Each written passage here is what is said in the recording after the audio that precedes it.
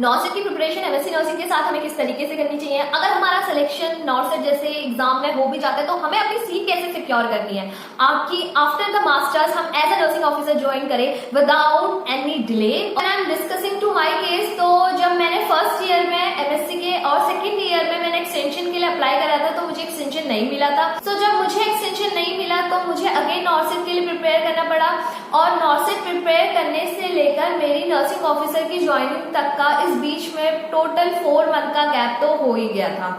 So it is very important, अगर हम अपना इंस्टीट्यूशन फिल कर भी रहे तो हमें ये पता होना चाहिए कि कौन कौन सा ऐसा इंस्टीट्यूशन है जो हम एक्सटेंशन देते हैं, so that after the masters हम as a nursing officer join कर सकते हैं विदाउट एनी डिले।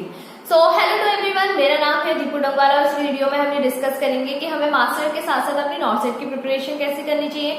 अगर मेरा selection as a nursing officer हो भी जाता है तो मुझे किस तरीके से अपना सीट फिलिंग करनी है सो दैट मुझे एक्सटेंशन मिल जाए। So first thing is master का कोर्स कुछ इस तरीके से शेड्यूल है कि इंडिविजुअल पर्सन की थ्योरी जो है बहुत ज्यादा स्ट्रांग हो जाती है।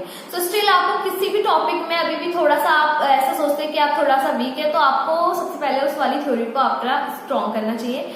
आफ्टर दैट आपको एमसीक्यू की प्रैक्टिस करनी चाहिए। So if you are in the master so आप सबसे ज्यादा जो अपना मेन फोकस है वो एमसीक्यूज वाले क्वेश्चन पे करिए। तो एमसीक्यूज को आपको या तो आप ऑनलाइन भी परचेज कर सकते हैं और आप ऑफलाइन भी परचेज कर सकते हैं।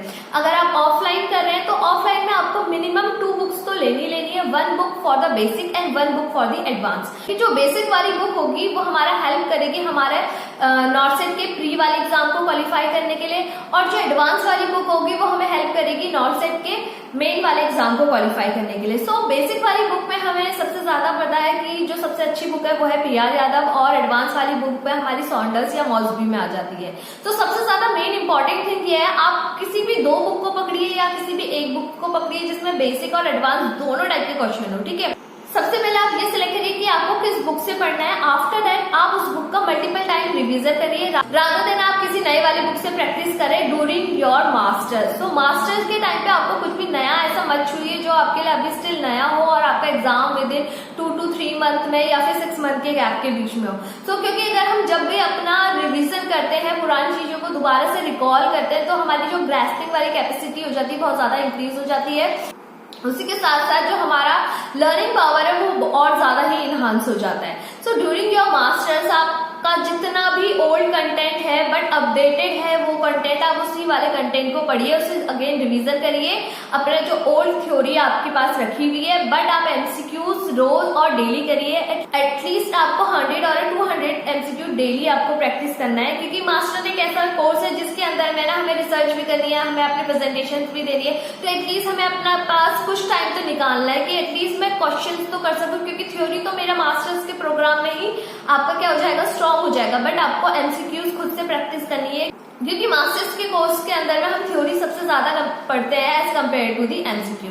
द अनदर थिंग इज, अगर आपका as a nursing officer selection हो भी जाता है, अगर आप अपने एमएससी फर्स्ट ईयर में है या एमएससी सेकेंड ईयर कंप्लीट होने के लिए कोर्स में टोटल 5 या 6 मंथ का ड्यूरेशन है, तो आपको किस तरीके से आपका इंस्टीट्यूशन जो है फिल करना चाहिए एज अ नर्सिंग ऑफिसर। क्योंकि जब मैंने अपना एमएससी फर्स्ट ईयर में और सेकेंड ईयर में नॉर्सेट के लिए सीट फिल कर दिया था, आफ्टर दैट मैंने एक्सटेंशन के लिए अप्लाई करा तो मुझे एक्सटेंशन नहीं मिला। तो मेरी यहाँ पे सबसे बड़ी मिस्टेक ये थी कि मैंने अपने सीनियर से नहीं पूछा कि कौन सा ऐसा इंस्टीट्यूट है जो हमें एक्सटेंशन दे सकता है। सो जब मैंने फर्स्ट ईयर सेकेंड ईयर में एम्स ऋषिकेश में एक्सटेंशन के लिए अप्लाई करा तो फर्स्ट ईयर में तो एक्सटेंशन जो मिला था वो 6 मंथ का था, but 6 month is not enough to complete my masters. So that तो फर्स्ट ईयर का तो एक्सटेंशन ऐसा वेस्ट चला गया। बट मैंने एमएससी सेकेंड ईयर मैंने एक्सटेंशन के लिए अप्लाई करा तो कोर्स को खत्म होने के लिए 8 और 9 मंथ थे, बट उस टाइम पीरियड में उन्होंने एक्सटेंशन नहीं किया। दे टोटली डिनाई कि हम आपको कोई भी एक्सटेंशन नहीं दे रहे। बट सेम अगर मैं अपने बैचमेट्स की बात करूं, उन्होंने जहां एक्सटेंशन के लिए अप्लाई करा था उन्हें एक्सटेंशन मिल गया था। सो जैसे ही कोर्स खत्म हुआ मास्टर्स का तो उन्होंने as a next day as a nursing officer join करा, बट मैंने अगेन से प्रिपरेशन करी।